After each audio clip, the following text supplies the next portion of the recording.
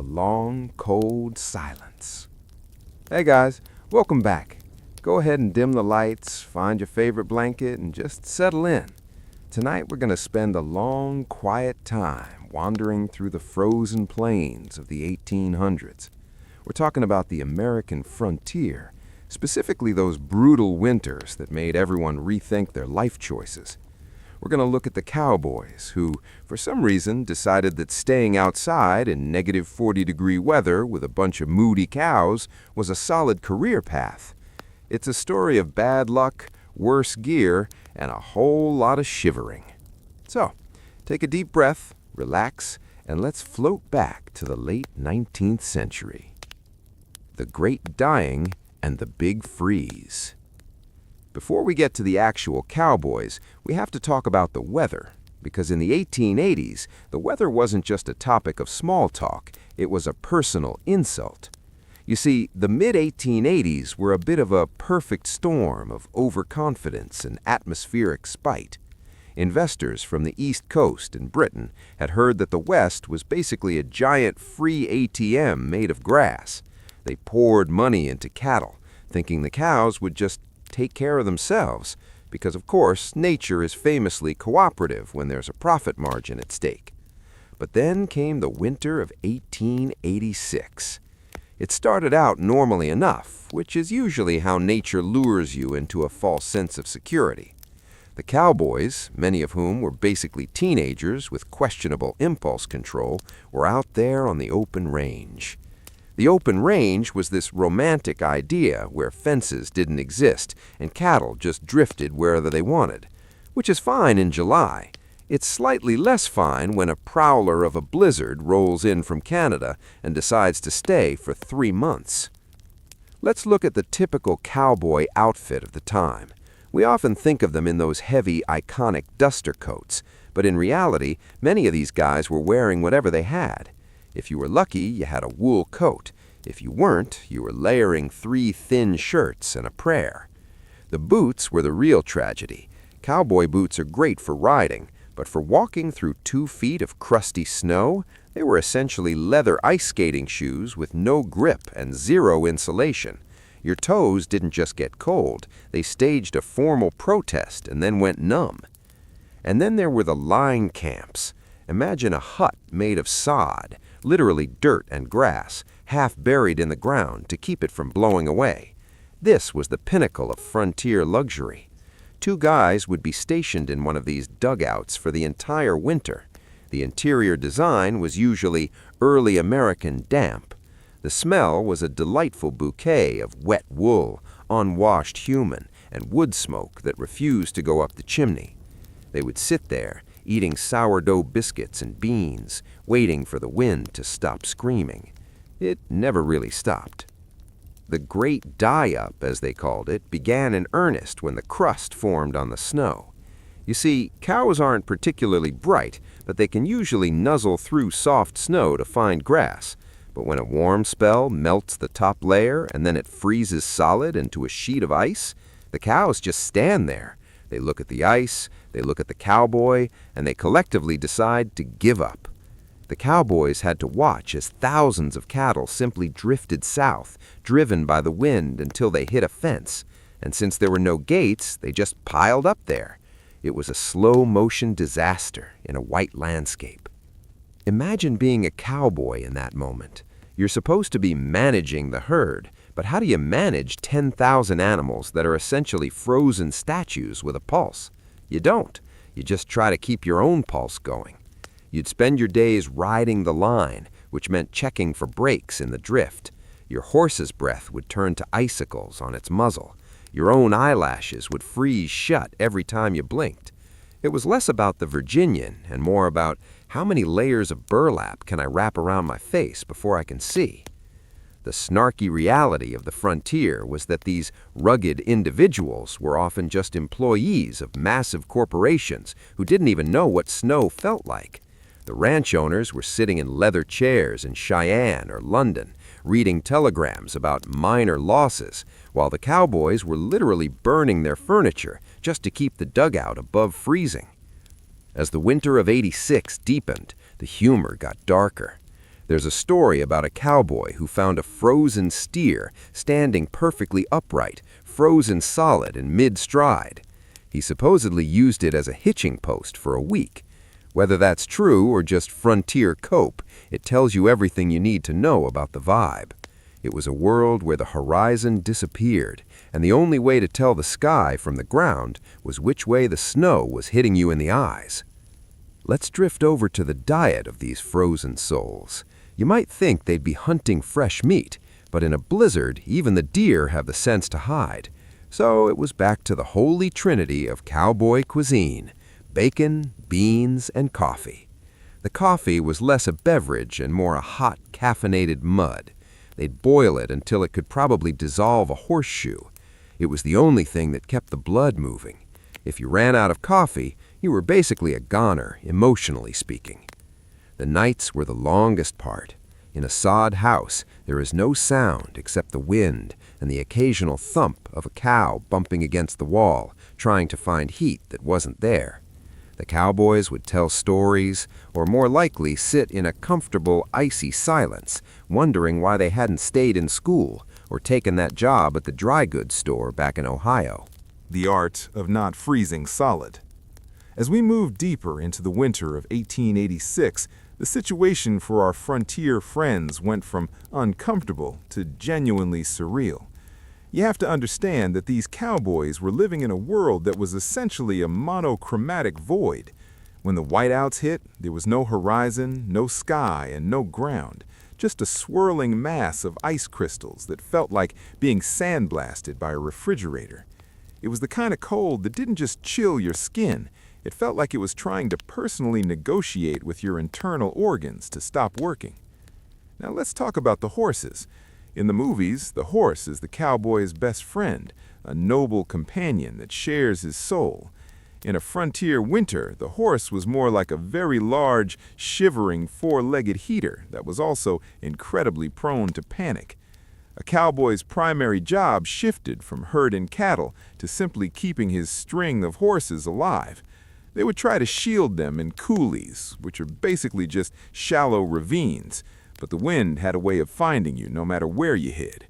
The horses would grow coats so thick they looked like woolly mammoths, and their breath would create little ice caves around their faces. The cowboys had to get creative. Since they didn't have fancy synthetic insulation or heated vests, they turned to the oldest trick in the book: animal fat and layers of questionable fabric. They would smear tallow on their faces to prevent frostbite, which worked well enough, though it did make them smell like a rancid candle. They'd wrap their feet in gunny sacks, basically burlap potato bags, over their boots. It wasn't exactly high fashion, but when the temperature hits -40, you stop caring about your aesthetic and start caring about keeping your toes attached to your body. Inside the line camps, the cabin fever was becoming a legitimate medical condition. Imagine being trapped in a 10 by 10 foot dirt room with one other person for 3 months. You've already told all your stories. You've argued about every possible topic, from the best way to flip a flapjack to whether or not a specific ranch hand in Montana actually saw a ghost. Eventually, you just run out of words. The silence becomes so heavy it's almost loud. You just sit there, staring at the soot-stained walls, listening to the crack of trees snapping in the distance, because the sap inside them literally froze and expanded until the wood exploded. Nature's way of keeping things interesting, I suppose. And then there was the snow blindness. This was a particularly cruel trick played by the sun. After days of gray gloom, the sun would finally come out, reflecting off the endless white landscape with the intensity of 1,000 mirrors. Without sunglasses, which weren't exactly standard issue for a 19-year-old ranch hand, their retinas would essentially get sunburned. They'd have to stumble back to their huts, eyes screaming, and sit in total darkness for days with wet rags over their faces. It was a very literal way of being blinded by the light, though much less fun than the song suggests. Let's float over to the cattle again, because they were having a much worse time than the humans. The drift was a phenomenon where the cows would simply turn their backs to the wind and walk until they hit an obstacle. In the 1880s, that obstacle was often the newly installed barbed wire fences. These fences were supposed to mark territory, but in winter they became death traps. Thousands of cattle would pile up against the wire, unable to move forward and unwilling to turn back into the wind. The cowboys would find them weeks later, frozen in place like a macabre art installation. It was a grim reminder that the Wild West was being fenced in, often with tragic results. Food became a strange obsession. When you're burning thousands of calories just to stay warm, your mind does weird things. Cowboys would fantasize about the most basic things: a fresh apple, a piece of bread that wasn't hard enough to use as a weapon, or a cup of coffee that didn't have grit at the bottom. They lived on son-of-a-gun stew, which was basically an everything-but-the-kitchen-sink approach to cooking. If it was in the pantry and it wasn't a rock, it went into the pot. It was gray, it was salty, and it was the only thing standing between them and a very cold afterlife. There was also the sheer loneliness of the night herd during the transition months. Even in the dead of winter, someone had to keep an eye on what was left of the livestock. Riding around a group of shivering cows in the middle of a moonlit frozen prairie is an experience that changes a person. The stars looked closer and colder than they ever had before. Some cowboys claimed they could hear the music of the spheres, but it was more likely just the sound of their own ears ringing from the wind. They would sing to the cattle, not because the cows liked the music, but because the sound of a human voice was the only thing keeping the cowboy from sliding into a complete existential crisis. The irony of the whole situation was that many of these men were working for the man in the most extreme sense.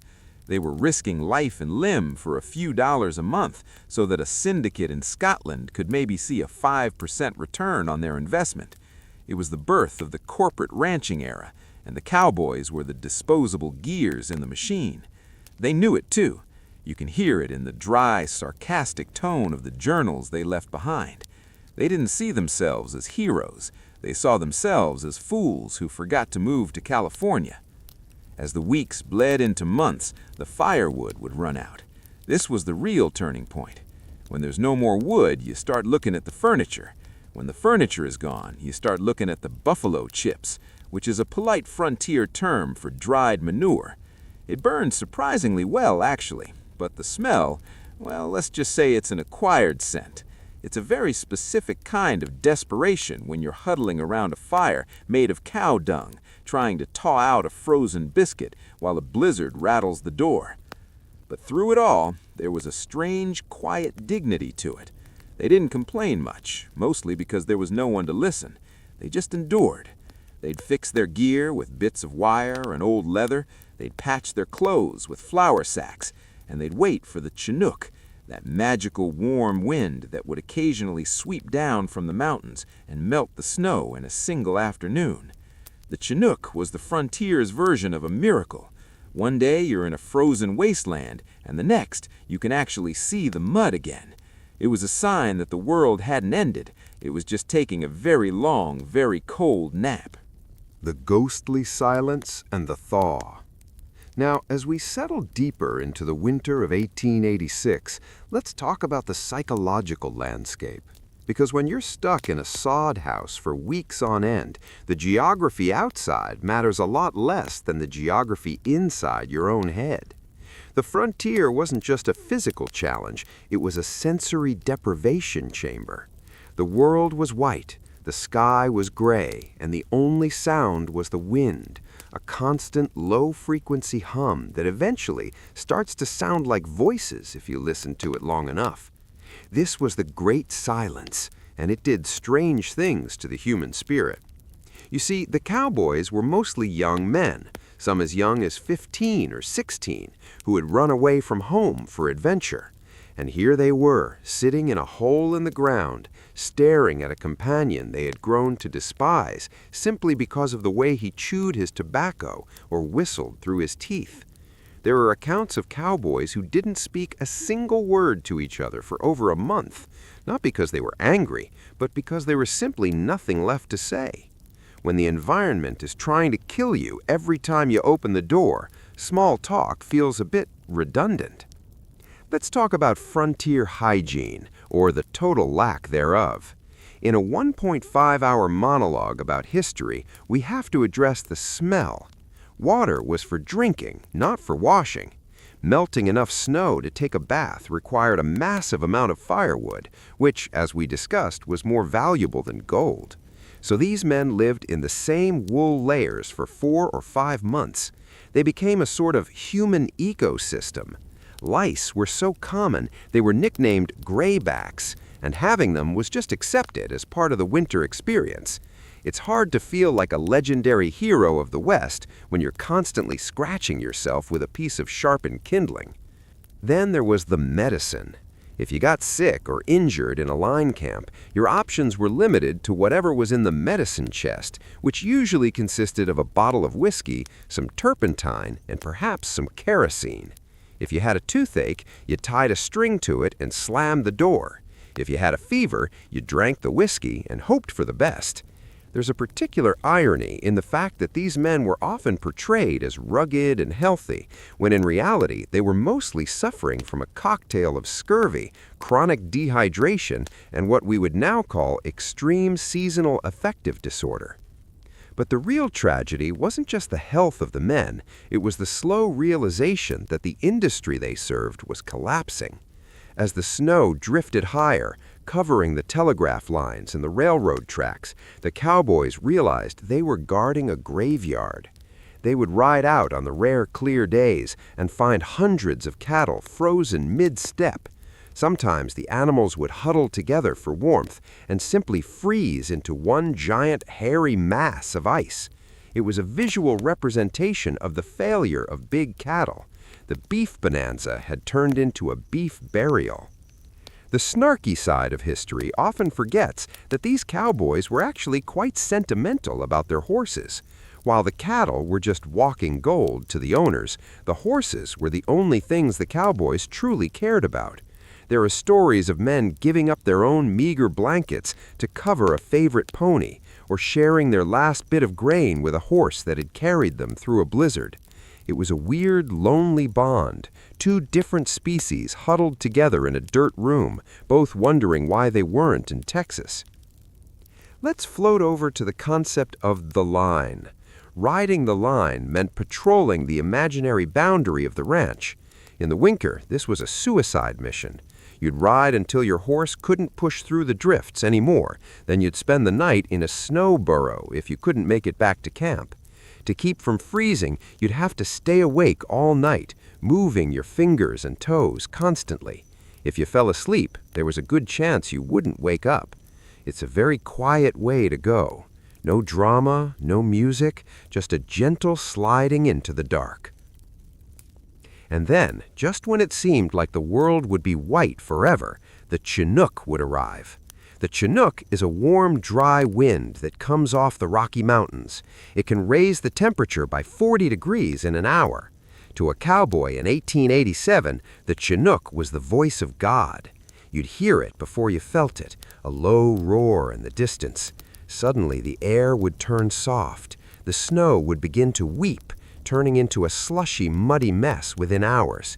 It was a moment of profound relief, but also a moment of horror. Because when the snow melted, it revealed the true cost of the winter. The big die-up was finally visible. As the white blanket pulled back, the prairie was littered with the carcasses of hundreds of thousands of cattle. The smell, which had been frozen for months, suddenly hit all at once. It was so bad that some cowboys quit on the spot, unable to stomach the sight of the destruction. In some parts of Montana and Wyoming, you could reportedly walk for miles by stepping from one dead steer to the next without ever touching the ground. This wasn't just a bad season, it was the end of an era. The wealthy investors in the East and in London were horrified not by the suffering of the men or the animals, but by the loss of their capital. They realized that the open range model was a disaster. You couldn't just leave animals out in nature and expect them to survive like machines. This led to the civilization of the West, which sounds fancy but really just meant more fences, more hay storage, and more boring, stable ranching. The wild part of the cowboy life was effectively frozen to death in the winter of 1886. Those who stayed on became pasture men. The nomadic, wandering life of the drift was replaced by the much more mundane task of mowing hay and building sturdy barns. The cowboy, who used to pride himself on never setting foot on the ground if he could help it, now found himself holding a pitchfork more often than a lariat. It was a blow to the ego that many of them never quite recovered from. They became the tired uncles of the frontier, telling stories of the big freeze to anyone who would listen, usually while sitting as close to a warm stove as humanly possible. As we wrap up this part of our journey, imagine the spring of 1887. The grass is finally coming back, green and vibrant, fed by the very snow that had been so deadly. The cowboys are cleaning their gear, their skin finally losing that gray winter pallor. They look out over a landscape that is empty and quiet. The millions of cattle are gone, replaced by a few scattered survivors. There's a sense of what now hanging in the air. The frontier had changed. It was no longer a place of infinite possibility. It was a place that had shown its teeth and proven that nature doesn't care about your business plan. The melancholy ballads and the myth of the Iron Man. As the thaw of 1887 slowly turned the plains into a muddy, stinking swamp of regret, the cowboys who survived found themselves in a very strange headspace. When you spend months staring at a wall of dirt or a white horizon, your brain starts to seek patterns where there aren't any. This gave rise to a very specific kind of frontier culture, one that was equal parts gloomy, ironic, and strangely poetic. If you were a cowboy in the late 1800s, you didn't just endure the winter, you turned your misery into a personality trait. Let's float into the world of cowboy poetry and songs. Now, Hollywood likes to portray cowboys singing around a campfire with a perfectly tuned guitar and a baritone voice that could melt butter. The reality was a bit more strained. Most cowboy songs were sung a cappella, which is a fancy way of saying without instruments because the guitar got smashed in a stampede 3 months ago, and they were performed in a slow, mournful drone. The purpose wasn't to entertain, it was to keep the cows calm and to keep the cowboy from hearing his own teeth chatter. The lyrics were rarely about adventure, they were about death, bad food, and how much they missed their mothers. There's a dry humor in these songs, a sort of if I don't laugh, I'll freeze vibe. They sang about the dying cowboy or the zebra dun, focusing on the absurdity of their situation. One popular theme was the great beyond, but in their version, heaven wasn't full of harps. It was just a place with endless green grass and no barbed wire. It was the ultimate inside joke for a group of men who were essentially being phased out by industrialization and the weather. Speaking of being phased out, let's look at the winter of the blue snow. This was a legend that circulated after the 1886-87 disaster. People claimed the snow actually turned blue because it was so cold. It's scientifically nonsense, of course, but it captures the mood. The cowboys started telling tall tales about Paul Bunyan or giant steers because the reality of watching a cow freeze to death while standing up was too depressing to talk about directly. They needed myths to make their suffering feel like it was part of a cosmic battle, rather than just a side effect of poor management and a Canadian cold front. Now let's talk about the Iron Man myth. There was this cultural idea that the cowboy was a superhuman who didn't feel pain. This was largely pushed by Eastern writers who had never seen a cow in person. In reality, the cowboys were falling apart. By the time spring hit, most of them had the shakes, chronic coughs, and joints that clicked like a telegraph machine. They were young men in old bodies. The irony here is that while the public was reading dime novels about the king of the plains, the actual king was sitting in a puddle of slush trying to patch his only pair of pants with a piece of dried rawhide. Let's wander over to the social hierarchy of the winter camp. You'd think in a survival situation everyone would be equal. Not quite. You had the boss, who usually stayed in a slightly better shack, and then you had the horse wrangler, and at the bottom, the greenhorns. The greenhorns, usually kids from the East who thought the West would be like a Buffalo Bill show, were given the worst jobs. If a cow died in a particularly inconvenient spot, guess who had to move it? If the buffalo chips for the fire were buried under 4 feet of snow, guess who got the shovel? It was a cold, cruel meritocracy. The humor in these camps was incredibly dry. A cowboy might walk into a dugout after 12 hours in a blizzard, his coat frozen into a solid sheet of ice, and his partner would look up and say, "Nice day for a walk, isn't it?" And that would be the extent of the conversation for the next 6 hours. This hyper-masculine silence wasn't about being tough. It was about preserving energy. Talking takes breath, and breath is warm. And when you're freezing, you don't waste warmth on necessary adjectives. Let's talk about the horses again, because the horses were the only ones who really knew what was going on. The relationship between a cowboy and his winter horse was intense. These weren't the flashy stallions of the movies. They were grain-fed, if the ranch was rich, but more often they were just hardy, scrubby little mustangs that knew how to find grass under the ice. If a cowboy's horse died, the cowboy was effectively a dead man. There's a quiet tragedy in the journals of men who had to shoot their own horses to end their suffering. They wrote about it with a bluntness that hides a massive amount of grief. Shot the bay today, good horse, cold tonight. That's it. That's the whole entry. Because why double down on the sadness? As we move into the late 1800s, we see the rise of the settler. This was the cowboy's natural enemy. The settler wanted to farm. They wanted to plant wheat and corn. To do that, they needed fences. The cowboys hated fences. To them, a fence was a personal insult to the horizon. But after the winter of '86, even the cowboys realized that fences meant shelters. They meant haystacks. The open range died because it was too fragile. It couldn't survive one bad season. The cowboy of the 1990s was a different breed. He was a hand. He worked for a ranch that had a name and a boundary. The wandering spirit was replaced by a time clock. There is a certain irony in how we remember this era.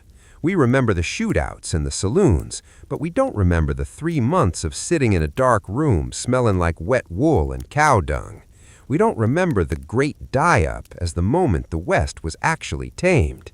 It wasn't guns that tamed the West. It was the temperature hitting -50 and staying there until the money ran out. Imagine the last night of that brutal winter. The wind has finally died down to a whisper. The cowboy is sitting on his bunk carving a piece of wood into nothing in particular. He's survived. He's lost 20 pounds, he's lost his favorite horse, and his toes will never feel quite right again. But he's still there. He looks out the small grease paper window at the stars, which look like cold diamonds stuck in the black sky. He's not thinking about the glory of the frontier. He's thinking about how good a warm bath would feel. And that's where the real history lies, not in the legends, but in the quiet, shivering reality of a 19-year-old kid in 1887 waiting for a son that he hasn't seen in a month. It's a story of endurance, yes, but mostly it's a story of how much humans are willing to put up with for $30 a month and a bag of beans. The stench of spring and the death of the dream. As we drift further into the story, we reach the spring of 1887. Now, normally, spring is the protagonist of any nature story. It's the time of rebirth, blooming flowers, and birds singing about how great it is to be alive. But for the cowboys of the northern plains, the spring of 1887 was more like a horror movie played in slow motion. When the snow finally retreated, not just melted, but truly vanished back into the earth, it revealed a landscape that looked less like a ranch and more like a battlefield. This was the spring of the stinking water, and it's the moment the myth of the Wild West took a very long, very permanent nap. Let's talk about the spring roundup. Usually, this was the highlight of the cowboys' year.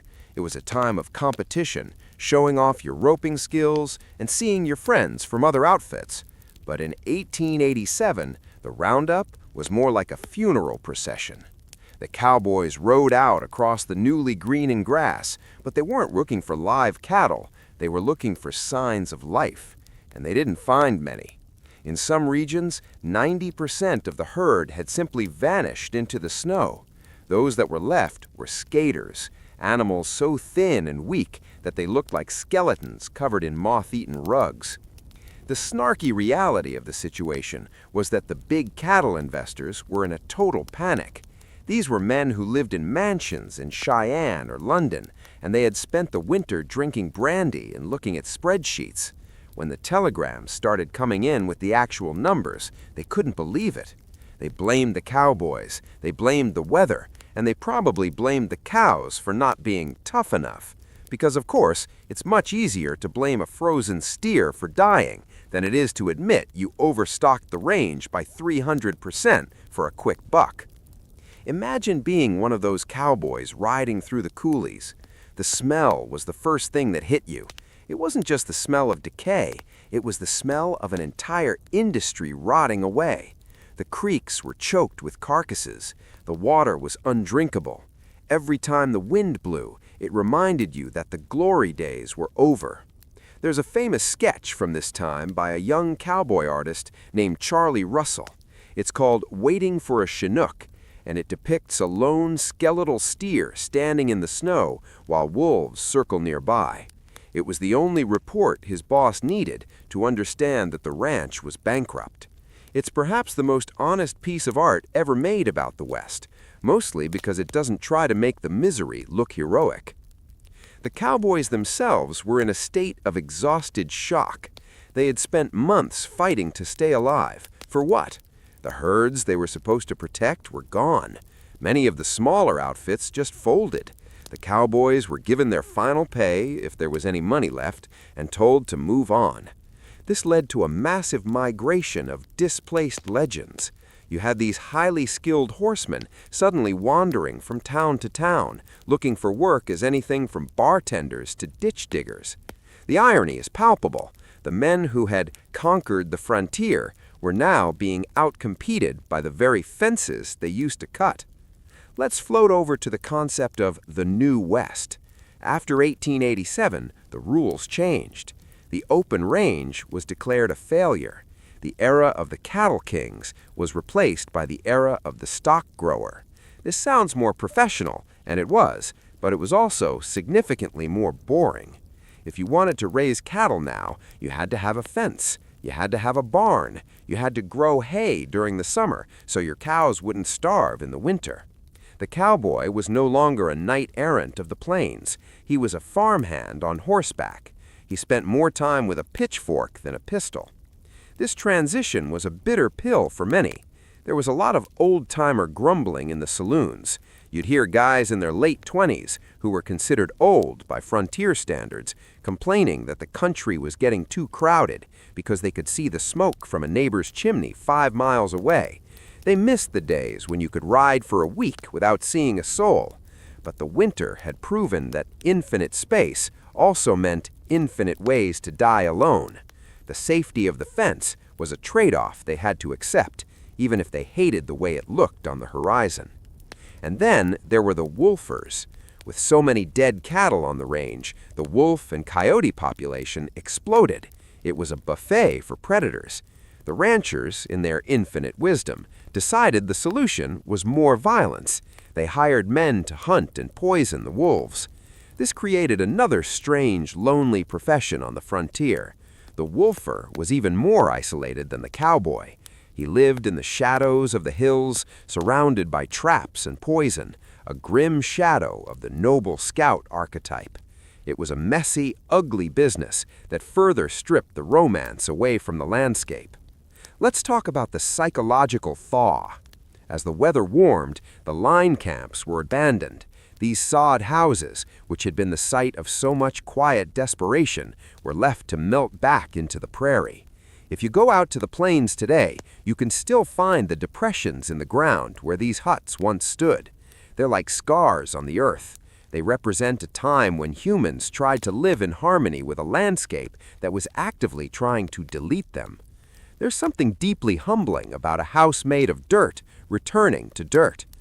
The humor of the cowboys turned even more cynical during this time. They started calling themselves the ghosts of the grass. They knew they were part of a fading world. The railroad was everywhere now. You didn't need a long drive to get cattle to market. You just walked them to the nearest siding. The cowboy capital of Abilene was a memory. The action had shifted to the feedlots of Chicago. The cowboy was becoming a character in a story, even as he was still living it. Imagine a group of these men sitting on a fence rail in the summer of 1887. They're watching a steam engine chug past in the distance, trailing a long plume of black smoke. One of them might spit into the dust and say something like, "Well, at least the coal don't freeze." And that was the end of it. No grand speeches, no dramatic exits.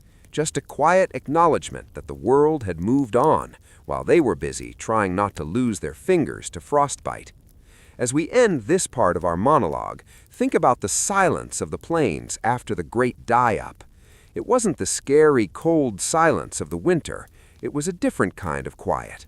The quiet of a room after a loud party has finally ended. The big adventure was over.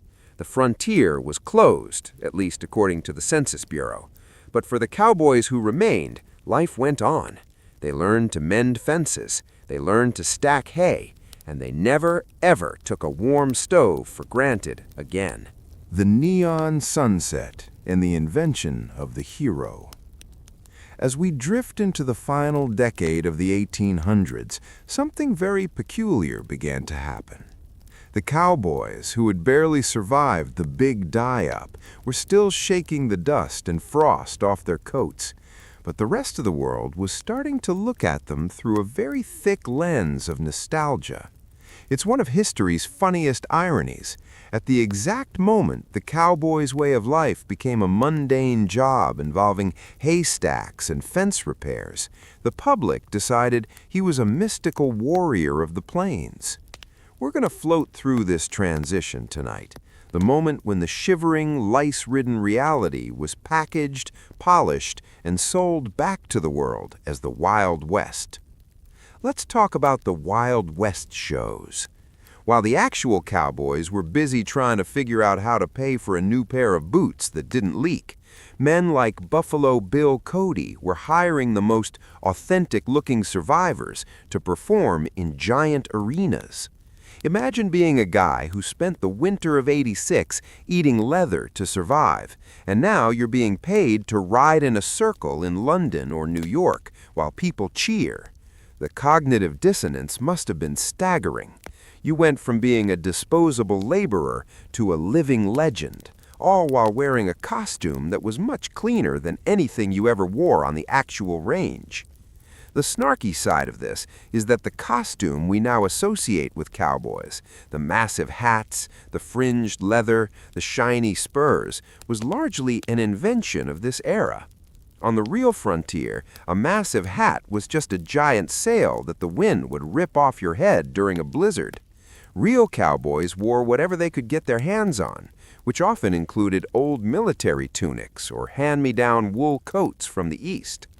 But the public wanted the cowboy, and so the cowboys obliged. They became actors in their own lives. It was the birth of the brand, long before anyone called it that.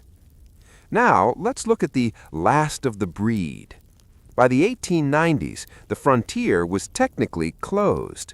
The government had declared that there was no longer a clear line between settled and unsettled land.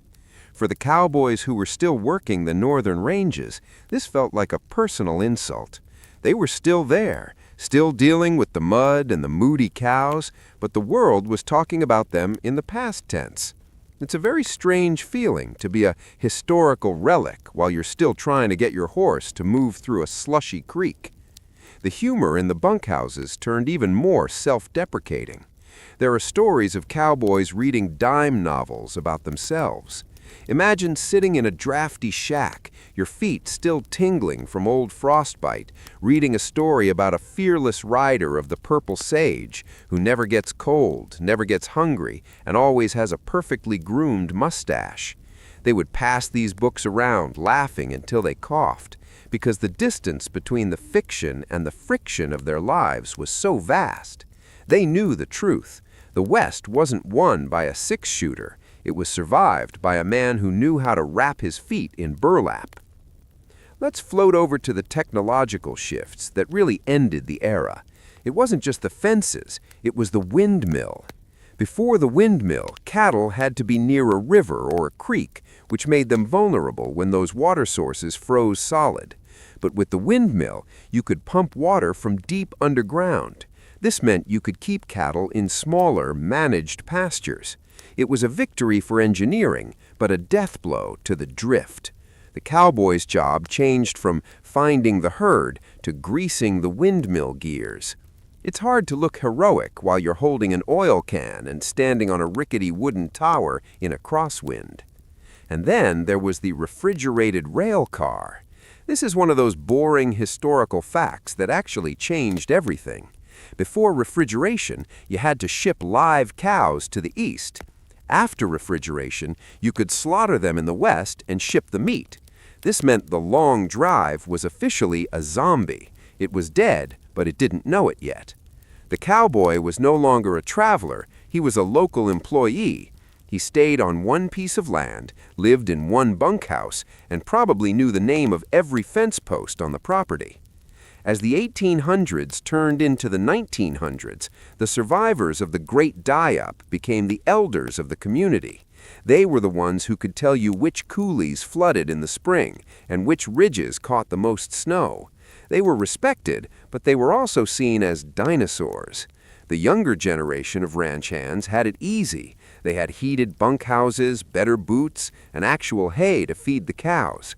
The old-timers would sit by the stove, nursing their rheumatism, which was just a fancy word for a lifetime of being frozen, and remind everyone that back in '86, we didn't have no fancy coal stoves. We just huddled together and hoped the horse didn't die. There's a quiet melancholy in this part of the story. The American frontier didn't end with a bang or a final showdown at noon. It ended with a slow thaw and a lot of paperwork. The cowboys who survived the brutal winters were the ones who were flexible enough to become something else. Some became rangers, some became sheriffs, and many just became quiet farmers who never wanted to see a snowflake ever again. They were the men who'd seen the white void and come back, and that changed the way they looked at the world. The irony is that as the real cowboy disappeared into the mud of history, the movie cowboy was being born. The first silent westerns were being filmed just as the last of the open-range veterans were retiring. Sometimes these old-timers were even hired as technical advisors. They would stand on a set in California and tell a young actor, "No, you don't hold the reins like that," or "A real cowboy would never wear those shiny spurs." But the directors usually ignored them. The truth was too drab. The truth involved too much shivering and not enough shooting. So we leave our frontier friends here, in the twilight of the century. The Great Freeze of 1886 remains the pivot point, the moment the West stopped being a wild dream and started being a managed business. The cowboys who survived the brutal winters were the last of a nomadic tribe, a group of people who had tested themselves against the absolute limit of what the North American climate could throw at them. And while they didn't win in the traditional sense, they did something much more impressive. They endured. As you settle into your blankets tonight, think about that silence again, the silence of the plains after a storm. It's a peaceful thought now because we're warm and safe, but for them, that silence was a challenge. And as the 20th century rolled in with its cars and its electricity, that challenge faded into a story told in a low, monotone voice while the wind rattles the window and the fire burns low in the grate. The frontier is gone, but the cold remains. And somewhere out there, in the dark corners of history, a 19-year-old kid is still wrapping his feet in gunny sacks, staring at a frozen horizon and waiting for the sun to come back. The long shadow and the final thaw. As we reach the final chapter of our long, chilly monologue, let's talk about what happened when the adrenaline of survival finally wore off. By the early 1900s, the big die-up of 1886 wasn't just a news headline anymore. It had become a foundational myth. For the men who lived through it, the transition into the modern world was a bit like waking up from a very long, very cold dream into a room that was suddenly too bright and too loud. Tonight, we're going to float through those final years, the quiet retirement of the frontier, and the way the winter cowboy eventually found peace. By the turn of the century, the geography of the West had been completely reorganized. Those vast, fenceless expanses where a cow could wander for 300 miles were gone, replaced by a grid of property lines and legal deeds. The cowboys who once prided themselves on their drift were now pasture men. They lived in houses with actual glass windows, which, as any survivor of an 1880s dugout would tell you, was the height of luxury. No more grease paper windows that let in the gray light but none of the warmth. No more dirt falling from the ceiling every time a cow stepped on your roof.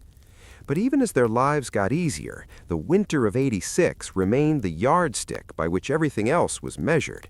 If a blizzard hit in 1905, the old-timers would sit in the general store, lean back against a sack of flour, and let out a long, theatrical sigh. They'd wait for a young ranch hand to complain about the cold, and then they'd strike. "You call this cold?" they'd ask, with that specific brand of sarcastic frontier superiority. In '86, the snow was so deep we had to dig tunnels just to find the horses. The coffee froze in the pot while it was still on the stove.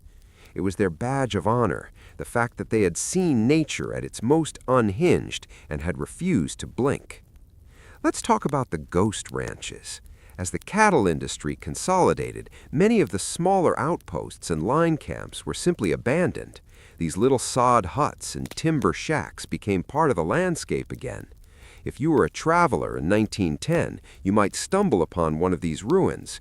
You'd find a rusted stove, a botted boot, or perhaps a few bleached cattle bones half buried in the grass. It was a reminder that the West was littered with the bones of business plans. The big money had moved on to the stockyards of Chicago, but the physical evidence of that desperate winter remained, slowly sinking back into the earth. The snarky irony of history is that as the real-life cowboy was becoming a senior citizen, the Western was becoming the most popular thing on the planet. By 1915, silent films were being cranked out by the hundreds. The old cowboys would go to the flickers and watch actors who looked like they'd never spent a day in the mud. They watched cowboys who rescued damsels and fought off hordes of outlaws. They rarely saw a movie about a guy sitting in a dirt hole for 3 months, trying to keep his toes from falling off. The reality was too monotone for the silver screen. The public didn't want to see a man shivering. They wanted to see a man shooting. And so the winter cowboy became a ghost. He was the guy in the background of the parade, the one with the crooked fingers and the limp that acted up every time the barometer dropped. He was the one who knew that the Wild West wasn't actually won with a gun. It was survived with a thick coat and a lot of stubbornness. There's a quiet dignity in that realization. These men weren't looking for fame. They were just looking for a warm bed and a paycheck that didn't bounce. Let's drift over to the legacy of the landscape itself. The Great Die-Up changed the ecology of the prairies. Because so many cattle died, the grass had a chance to recover from years of overgrazing. It was a reset button pressed by the atmosphere. For a few years, the prairie looked like it did before the white man arrived, vibrant, deep, and swaying in the wind. But, humans being humans, we eventually filled it back up with cows. The difference was that this time we brought hay. We brought shelters. We brought the cowboys compassion, a hard-earned lesson that if you don't take care of the animals, the winter will take them from you. As the old-timers began to pass away, their stories often got lost or condensed into family legends. A grandson might remember Grandpa's frozen ear, or the way he always insisted on keeping the woodpile twice as big as it needed to be. They became the eccentric elders of the community, the ones who had an almost religious respect for the weather. To them, a clear blue sky wasn't a promise, it was a suspicious lull in the action. They knew that the blue snow could come back at any moment, and they lived their lives accordingly, always prepared, always a little bit skeptical of the sun.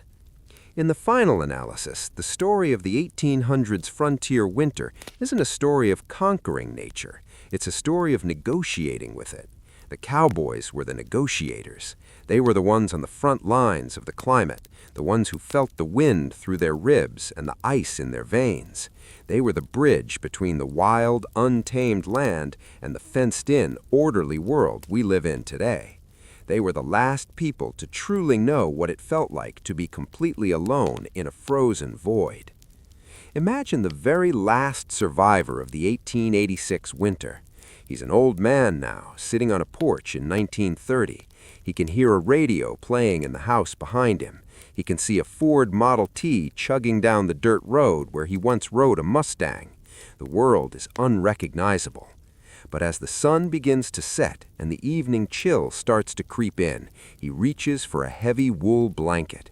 He feels the weight of it, the warmth of it, and he smiles a little to himself. He knows something the people in the cars don't. He knows how precious a single degree of warmth can be. The sleepless historian vibe is all about that, the quiet, lingering feeling of the past. It's about realizing that beneath our modern comforts, there is a layer of history that is cold, dark, and very, very silent. The cowboys of the frontier are still out there, in a sense. They are in the wind that rattles your window tonight. They are in the quiet of a snowy evening. They are the ones who taught us that even in the deepest winter, the human spirit doesn't necessarily break. It just gets very, very quiet and waits for the thaw. So, as we finally close the book on our frozen friends, let yourself sink into that quiet. The frontier is a memory. The cattle are long gone. The blizzards of 1886 are just lines in a weather report from a century ago. But the endurance, the irony, and the sheer, stubborn why not of the human experience remains. Take a final deep breath. The lights are low, the world is still, and you are warm, you are safe, and the story has reached its end. Sleep well, and remember, no matter how cold it gets, the Chinook is always on the way.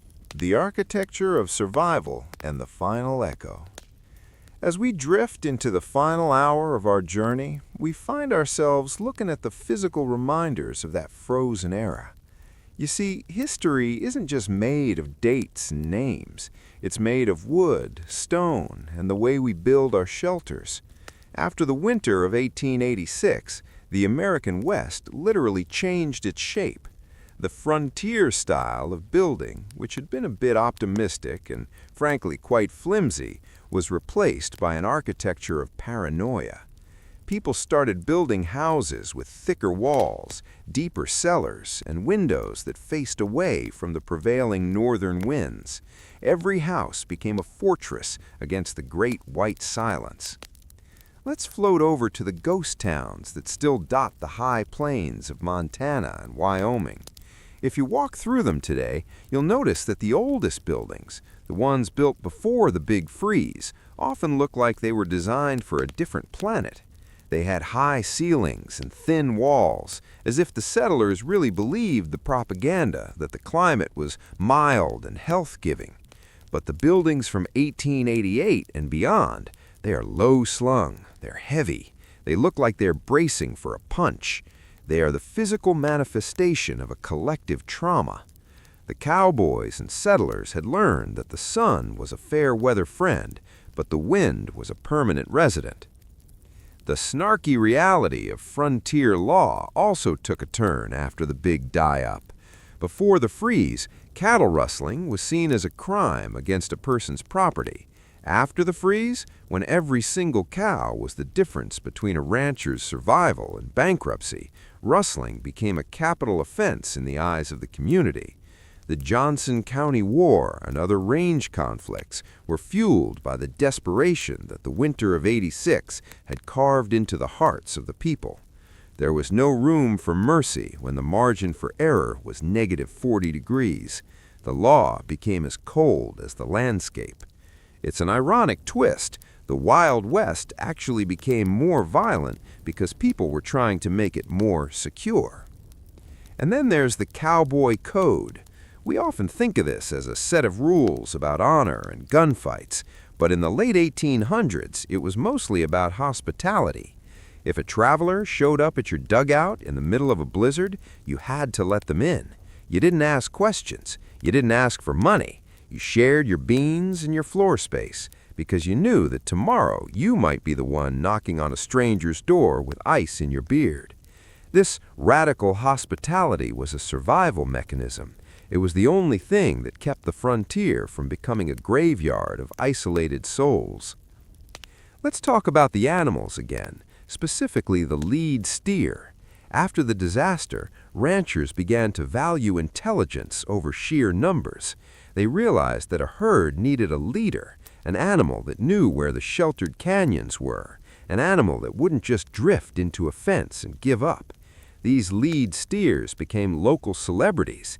They were often spared from the slaughterhouse and allowed to live out their lives as consultants for the younger cattle.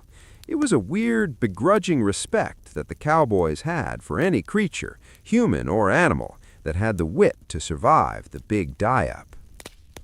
As the decades rolled on, the Old West was paved over by the New Deal and the interstate highway system. The vast, open ranges were chopped up into neat squares. But if you talk to the people who live there today, the fourth and fifth generation ranchers, they still have a bit of that 1886 cowboy snark in them. They still keep an extra month's worth of food in the pantry. They still watch the northern horizon with a certain squint in their eyes. The winter of the 1800s didn't just kill the cattle, it permanently adjusted the internal thermostat of the American West. The humor has survived too. In the small towns of the frontier, you'll still find people who find a strange joy in the absurdity of their environment. They'll tell you that winter is the time when the men are separated from the boys and the boys are separated from their toes. It's a dark, dry humor that dates back to those line camps. It's the sound of someone refusing to be intimidated by a thermometer. It's the legacy of the kid in 1887 who looked at his frozen boots and decided to write a sarcastic poem about it instead of crying. Now, imagine the stars over the plains tonight. They're the same stars that the cowboys saw. In the vacuum of a cold winter night, those stars don't twinkle, they pierce. They look like the eyes of 1,000 icy gods watching the tiny flickering fires of humanity below. The cowboys felt small under those stars, and perhaps that was the greatest gift the frontier gave them, a sense of perspective. They knew they weren't the masters of the world. They were just temporary guests, trying to stay warm for one more night. The story of the cowboy is often told as a story of manifest destiny, as if it were a straight line of progress, but our long, sleepy monologue suggests otherwise. It was a story of zigzags, retreats, and long periods of shivering in the dark. It was a story of people who were often wrong, frequently miserable, and occasionally lucky. It was a story of a world that didn't care if they lived or died, and their quiet, snarky refusal to do either. As we reach the final minutes of our 1.5-hour journey, let the weight of that history settle over you like a heavy wool blanket. The frontier wasn't just a place, it was a state of mind. It was the realization that home is anywhere you can keep a fire going. The cowboys of the 1800s are long gone, their spurs rusted and their songs forgotten by the radio, but their spirit is in the long silence. It's in the way we still huddle together when the power goes out. It's in the way we find humor in the face of disaster. The Great Die-Up was a tragedy, yes, but it was also a cleansing. It stripped away the vanity of the cattle kings and the illusions of the investors. It left behind something harder, leaner, and more honest. It left behind the real West, a place where the weather is the boss and the humans are just the help. So, as the last embers of our narrative fire die down, take a moment to appreciate the warmth of your room. Think of the kid in 1886, his face smeared with tallow, his feet wrapped in burlap, looking out to a white world and saying, well, it could be worse, it could be Monday. He's still there in the quiet corners of the history books, and tonight he's finally warm. The thaw has come, the grass is green, the cows are moving south, and the long cold night is finally over. Take a deep breath, let your shoulders drop. The story is told, the history is settled, and the frontier is at peace. Good night, traveler. The permafrost of memory. As we float into the final stretch of our long, cold journey through the 19th century, we have to ask ourselves, what remains? When the last cowboy of the great die-up finally hung up his spurs and the last of the Habsburg potato-looking royals in Europe stopped caring about their American ranching investments, what was left in the soil? History isn't just something that happened back then. It's a layer of permafrost beneath our feet. Tonight, we're going to look at the ghost of the frontier that still haunts our modern, climate-controlled lives, and we'll say our final, snarky goodbyes to the frozen plains. Let's talk about frontier grit. We use that word today to sell everything from pickup trucks to overpriced artisanal coffee. But the grit of 1886 wasn't a marketing slogan. It was a physical reality. It was the grit of wind-blown dirt in your beans and the grit of ice crystals in your eyelashes. The irony is that we spend our lives trying to escape the very things the cowboys lived in: silence, isolation, and the raw power of the seasons. We build our smart homes and our heated car seats to ensure we never have to feel a line camp winter. But in doing so, we've lost that specific, dry cowboy humor that only comes when you have absolutely nothing left to lose but your frostbitten toes. The landscape of the West still remembers. If you fly over Montana or Wyoming today, you can see the patterns. You see the massive haystacks, the sturdy wind-breaking rows of trees planted around farmhouses, and the endless miles of barbed wire. These aren't just farming choices, they are the scars of a lesson learned the hard way. The big die-up taught us that you can't treat the earth like a vending machine. You have to pay your dues to the winter. You have to respect the long silence. The snarky cowboys of the 1880s would probably look at our GPS-tracked cattle and our satellite-monitored weather stations and just chuckle. They'd remind us that all it takes is one perfect storm to remind us who's actually in charge. Let's float over to the concept of the empty space. One of the most haunting legacies of the 1800s winters is the way it cleared the land. It wasn't just the cattle that died, it was the optimism of thousands of settlers. Many of those who survived the freeze of '86 decided they'd had enough adventure and moved to the cities. This created the Big Empty, those vast stretches of the American interior where the population is lower now than it was in 1890. When you drive through those areas at night and you don't see a light for 50 miles, you are feeling the echo of the great die-up. You are seeing the places where the winter won. There is a strange, sleepy comfort in that. In a world that is increasingly crowded and loud, the ghost of the frontier offers a place where the wind is still the loudest sound you'll hear. The cowboys who sat in their sod dugouts, staring at a single candle and listening to the blizzard, were the first to truly understand the luxury of the void.